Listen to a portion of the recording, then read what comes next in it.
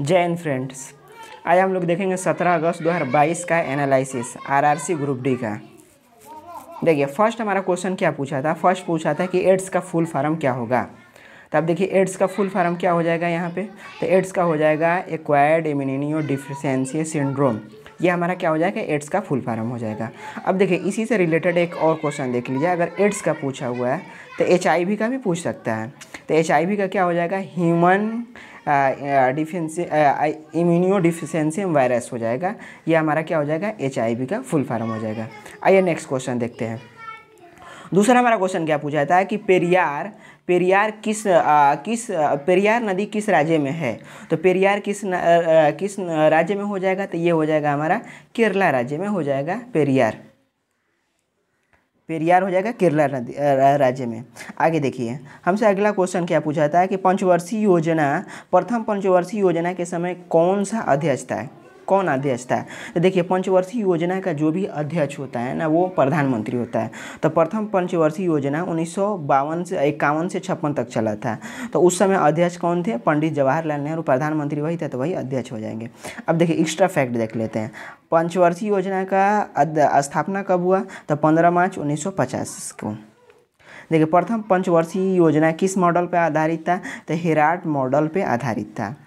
अब आगे देखिए कह रहा है कि गरीबी हटाओ नारा कौन सा पंचवर्षीय योजना में दिया गया था। तो गरीबी हटाओ नारा दिया गया था आपको पाँचवीं पंचवर्षीय योजना में दिया गया था। आगे देखिए अगला क्वेश्चन हमारा पूछा था कि जैन धर्म में जीन शब्द का संबंध किससे है। तो जीन शब्द का संबंध होता है विजेता, विजय। इसी को देखिए एक्स्ट्रा फैक्ट देख लेते हैं। तो एक्स्ट्रा फैक्ट जो है, जैन धर्म के संस्थापक कौन थे, तो ऋषभदेव थे। 23वें तीर्थंकर कहेगा कौन है, तो पारसनाथ हो जाएंगे। 24वें कहेगा तो कौन हो जाएंगे, महावीर स्वामी हो जाएंगे। आइए महावीर स्वामी का जन्म कब हुआ, तो महावीर स्वामी का जन्म 540 BC। देखिए त्रिरत्न, जैन धर्म का एक त्रिरत्न आया था। उसमें त्रिरत्न किससे संबंधित है, तो हम कहेंगे त्रिरत्न में 3 शब्द बोला गया। क्या क्या बोला गया, तो सम्यक ज्ञान, सम्यक विश्वास, सम्यक आचरण। ये जैन धर्म से संबंधित है। देखिए जैन धर्म में मोक्ष के लिए कौन सा शब्द प्रयोग किया गया है। अगला अगर शिफ्ट में आपसे क्वेश्चन पूछेगा तो आप बोलिएगा कैवल्य जो है शब्द मोक्ष के लिए किया गया था। आगे देखिए पहली बार जनगणना 1952 में किस संस्था के द्वारा कराया गया था, ये हमसे क्वेश्चन पूछ रहा है। तो पहली बार जनगणना किस संस्था के द्वारा कराया गया था, तो CSO के द्वारा पहली बार जनगणना सरकार किया गया था। देखिए पहली बार राष्ट्रीय आय का गणना किसने किया था, तो हम कहेंगे 1867 से 1868 में 20 रुपया दादा भाई नौरोजी के द्वारा किया गया था। आगे देखिए हमसे क्या क्वेश्चन कह रहा है। अब देखिए अगला हमसे क्वेश्चन कह रहा है कि निम्नलिखित में से कौन सा गलत है, ये हमको पहचानने के लिए बोल रहा था।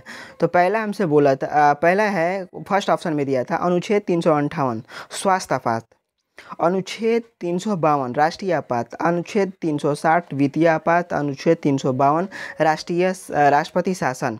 तो हमारा कौन हो जाएगा, पहला जो है ना यही गलत है, यही ऑप्शन हमारा सही हो जाएगा, क्योंकि स्वास्थ्य आपात किसी अनुच्छेद में नहीं जिक्र किया गया है। आगे देखिए अगला हमसे क्वेश्चन कह रहा है कि प्रकाश संश्लेषण का एक समीकरण दिया था। इसी में कुछ क्वेश्चन कहा था, इसमें समीकरण हमको बस पहचानने के लिए दिया था। तो प्रकाश संश्लेषण का समीकरण क्या होता है, 6CO2 plus 6H2O arrow 6C6H12O6 plus 6O2।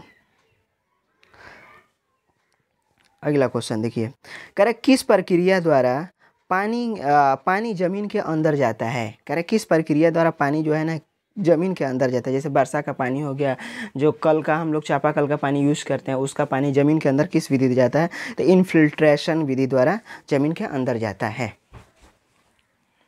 अगला क्वेश्चन देखिए पर्यावरण स्वच्छ रखने के लिए कौन जिम्मेदार होता है, ये हमसे क्वेश्चन पूछा था।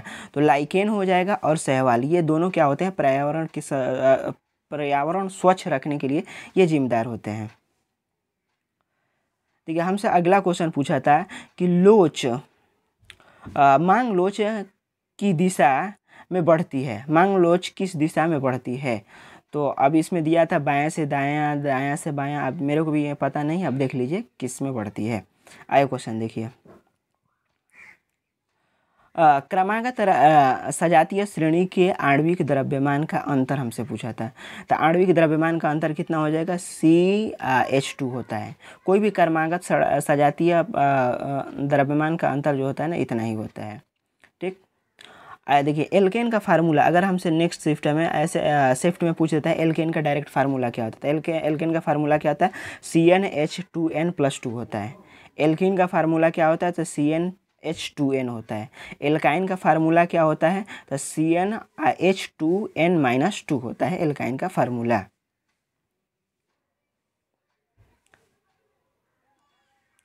आगे देखिए क्वेश्चन नंबर हमसे 12 कहता है कि आवर्त सारणी में लिथियम से फ्लोरीन की तरफ जाने पर नाभिकीय आवेश में क्या होता है? तो हम कहेंगे नाभिकीय आवेश क्या होता है ना, कि फ्लोरीन से जब भी लिथियम से फ्लोरीन की तरफ जाइएगा तो बढ़ेगा और त्रिज्या क्या हो जाएगा? घट जाएगा।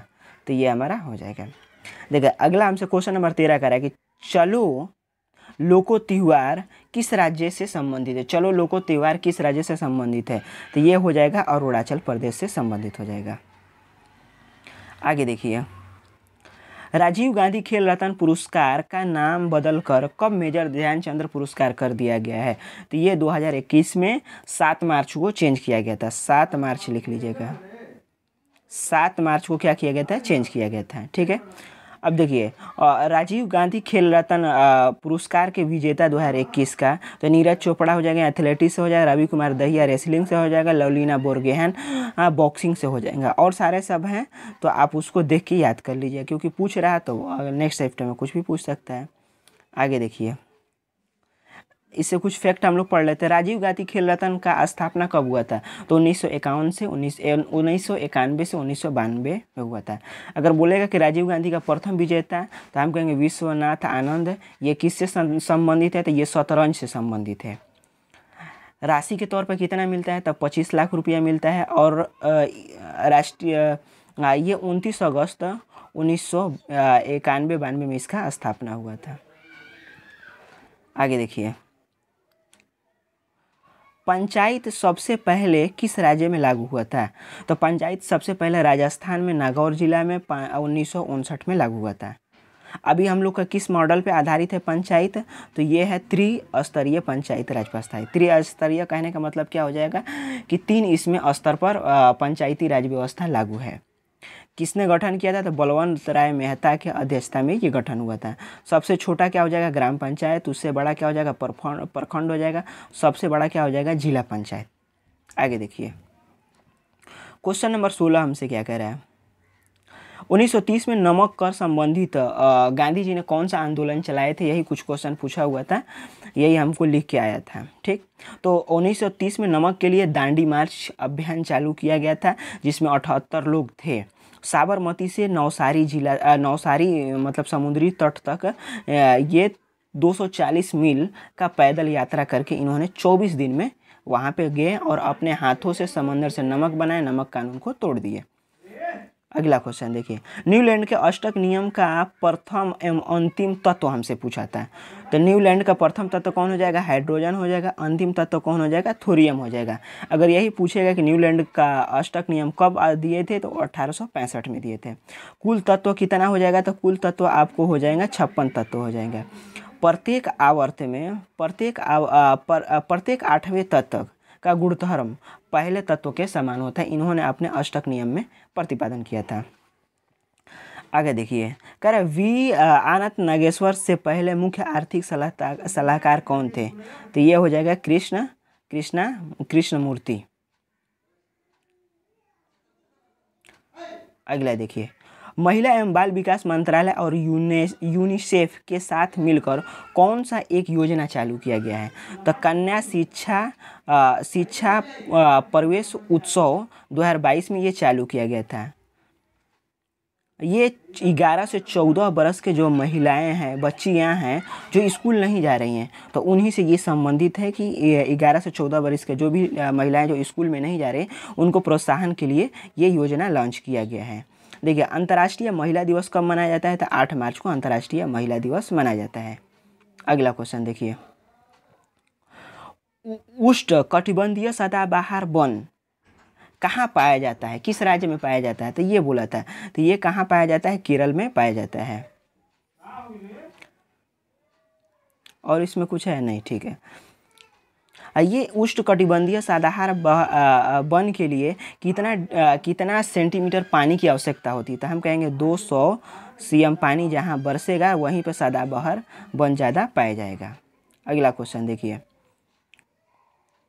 कह रहा है कि राष्ट्रपति रामनाथ कोविंद किसको लोकपाल अध्यक्ष के अतिरिक्त परिभार दिया? अभी लोकपाल अध्यक्ष का कोई पद पे नहीं है, अतिरिक्त परिभार किसको मिला है? तो न्यायमूर्ति प्रदीप कुमार महंती को अतिरिक्त परिभार मिला है।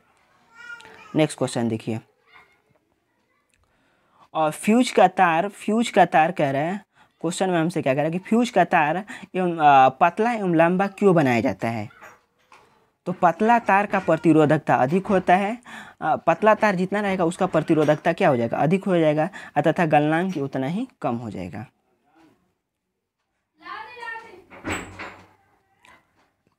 वर्ल्ड कुश्ती चैंपियनशिप 2021 में सिल्वर पदक किसने जीता है? तो कौन जीता है? अंशु मलिक जो है ना सिल्वर पदक जीती हैं, और ये किससे संबंधित है? तो रेसलर से हैं। अगला क्वेश्चन देखिए, कशेरुकियों के लीवर में SER का क्या महत्वपूर्ण है? कह रहा है कि लीवर में SER से क्या महत्वपूर्ण है? तो ये क्या करता है ना, विष और औषधियों का विषहरण कर देता है। जैसे हम लोग कोई विष खा लेते हैं, थोड़ा बहुत जहरीला पदार्थ खाते हैं, तो उसका विषहरण कर देता है, यानी उसको ख़त्म कर देता है। SER का फुल फॉर्म क्या होगा? तो stand for smooth endoplasmic reticulum हो जाएगा। अगला क्वेश्चन देखिए, कह रहा ओम का नियम किससे संबंधित है? ये तो सब लोग कर दिया होगा, V = IR। Black and white photography में किसका यूज किया जाता है? ये हमसे पूछा था, तो इसका हम लोग सिल्वर ब्रोमाइड का प्रयोग किया जाता है। अगला क्वेश्चन देखिए, पत्ती से संबंधित कुछ क्वेश्चन पूछा गया था कि ये पत्ती कुछ दे दिया गया था और उसमें फैक्ट दिया हुआ था कि इसको किसको कहते हैं, तो ये डंठल हो जाएगा, ब्रिंथ, ये वो सब उसमें पूछा हुआ था। तो आप एक मरतबा पत्ती को देख लीजिए किसमें कौन सा पार्ट को क्या हम लोग कहते हैं साइंस की भाषा में। अगला क्वेश्चन देखिए, बाल साहित्य पुरस्कार 2021 में कितने भाषाओं में दिया गया है? तो ये कितने भाषाओं में दिया गया है? तो 22 भाषाओं में दिया गया है। अगर नेक्स्ट एग्जाम में आपको अगला शिफ्ट में कुछ भी पूछ सकता है, तो अगला शिफ्ट में 2021 में कुल कितनी विजेताओं का घोषणा किया गया है? तो हम कहेंगे कुल 22 विजेताओं का घोषणा किया गया है। अगला क्वेश्चन देखिए, कह रहा किसी वस्तु का प्रतिबिंब रेटिना पर नेत्र लेंस द्वारा बनता है। तो रेटिना पर जो लेंस द्वारा बनता है वो क्या होता है? अपवर्तन के कारण हम लोग का रेटिना पर क्या होता है? प्रतिबिंब बनता है। नेक्स्ट क्वेश्चन देखिए, जब प्रकाश वक्रता केंद्र से गुजरती है तो आपतन तथा परावर्तन किरण के मध्य कितने डिग्री का एंगल बनेगा? तो ये कितने डिग्री का एंगल बनेगा? तो हम कहेंगे 0 डिग्री का एंगल बनेगा। अगला क्वेश्चन देखिए, हमसे ये पूछा था,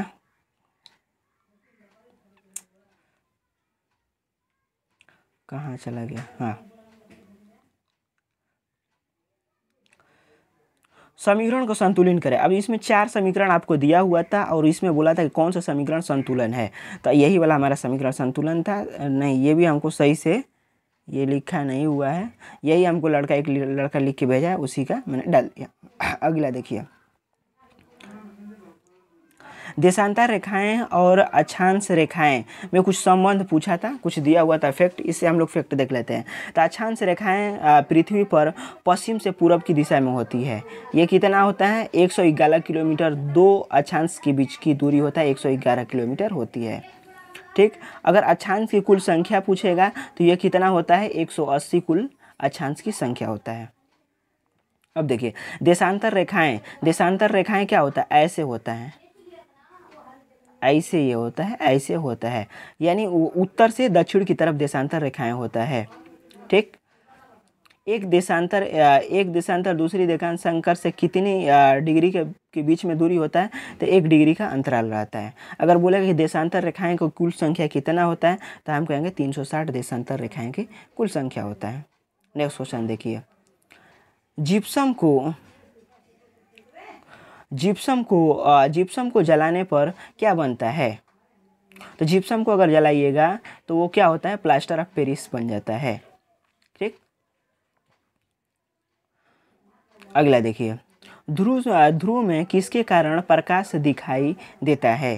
तो धुएं में होगा, यहाँ पे धुएं हो जाएगा, सॉरी, धुएं में किसके कारण प्रकाश दिखाई देता है? तो ये क्या होता है, टिंडल प्रभाव के कारण धुएं में प्रकाश दिखाई देता है।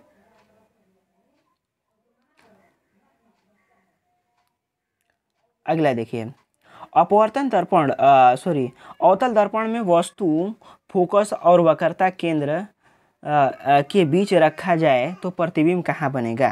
तो देखिए हमसे क्या कह रहा है कि अवतल दर्पण में फोकस, ये फोकस हो गया, और वक्रता केंद्र के बीच में रखा है, यानी ये इसका बात कर रहा है। तो कहाँ बनेगा? सी के परे। तो इस पे अगर रखिएगा ना तो ये यहाँ पे बनेगा, इसी को कहेंगे सी के परे। अब देख लेते हैं एक बार अवतल दर्पण में कहाँ क्या बनता है। देखिए अवतल दर्पण में ये हमारा हो जाएगा अनंत, ये हो जाएगा वक्रता केंद्र हो जाएगा, ये हमारा फोकस हो जाएगा, ये इसको क्या बोलेंगे? ध्रुव बोलेंगे। अगर वस्तु को अनंत पर रखिएगा तो इसका प्रतिबिंब कहाँ बन जाएगा? फोकस पर बन जाएगा। अगर वस्तु को अनंत और वक्रता केंद्र के बीच में रखिएगा तो इसका प्रतिबिंब कहाँ बनेगा? तो फोकस और वक्रता केंद्र के बीच में बनेगा। अगर वस्तु को वक्रता केंद्र पर रखिएगा तो इसका प्रतिबिंब कहाँ बनेगा? वक्रता केंद्र पर बनेगा। अगर वस्तु को वक्रता केंद्र और फोकस के बीच में रखिएगा तो ये अनंत और वक्रता केंद्र के बीच में बनेगा। अगर वस्तु को फोकस पे रखिएगा तो इसका प्रतिबिंब कहाँ बनेगा? अनंत पर बनेगा। अब देखिए ये दोनों क्या होता है, ये छोटा होता है और ये बराबर होता है, और ये क्या होता है, ये दोनों बड़ा होता है, और ये प्रतिबिंब जो बनता है ना, ये वास्तविक बनता है, उल्टा बनता है। ठीक, अगर वस्तु को फोकस और ध्रुव के बीच में रखा जाएगा तो ये क्या बनेगा? सीधा बनेगा, छोटा बनेगा, ये हमारा हो जाएगा। अगला क्वेश्चन देखिए, क्वेश्चन नंबर 36, कर विद्युत मोटर की दिशा उल्टा हो जाता है, धारा की दिशा उल्टा हो जाता है। विद्युत मोटर में धारा की दिशा किस वजह से उल्टा हो जाता है? तो स्प्लिट के वजह से हो जाए, इसको हिंदी में कम्यूटेटर कहा जाता है। अगला क्वेश्चन देखिए, 2021 में पूर्ण रूप से DRDO द्वारा निर्मित स्वदेश मिसाइल का परीक्षण किया गया। पर्ले मिसाइल का परीक्षण किया गया था। क्वेश्चन नंबर 38, सही मिलान करें।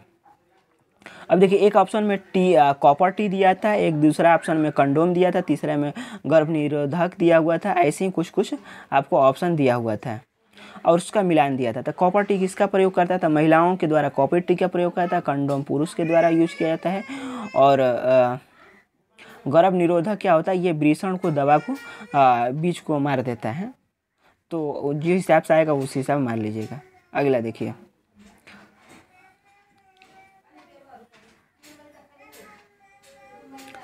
सांस लेने में फेफड़े की सहायता कौन सा अंग करता है? ये हमसे पूछ रहा था। तो श्वास नली क्या होता है? सांस लेने में फेफड़े का सहायता करता है। ये हमारा हो जाएगा।